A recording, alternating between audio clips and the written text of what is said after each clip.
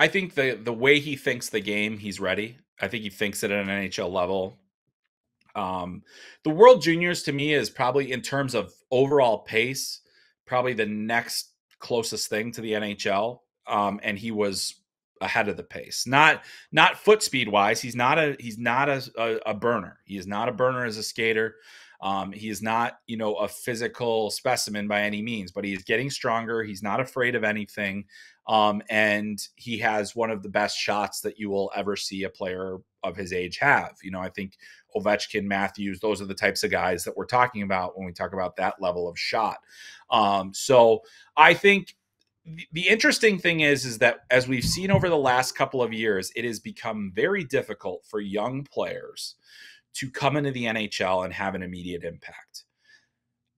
I think that he'll be more in the McDavid realm of readiness, in terms of, as soon as he's done, he's coming in and he's making an impact pretty much immediately.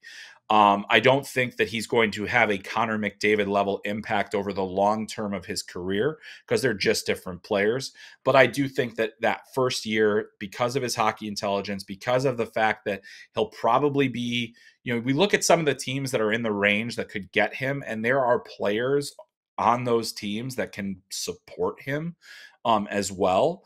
And so that's, these teams are at different stages in their rebuilds. And you say, okay, well, if it's Chicago, do they still have Patrick Kane? If it's Columbus, they'll have Johnny Gaudreau. If it's Arizona, it's this young core, but there's still something there where he doesn't have to be the guy immediately, where it's a Clayton Keller or somebody else that can kind of carry the mail a little bit while he gets up to speed. So it's going to be fascinating to watch that progression, because he is not very big. He's not the fastest guy. That will be a challenge for him. He's never really faced adversity in his career. He's never not scored.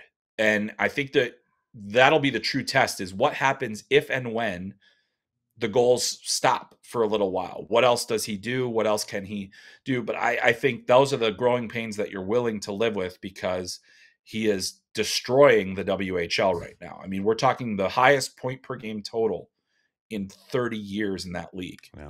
So, that is what and again, we're including the guys that were 20 when they were putting up 200 points in the WHL. And he's 17 and won't turn 18 until July.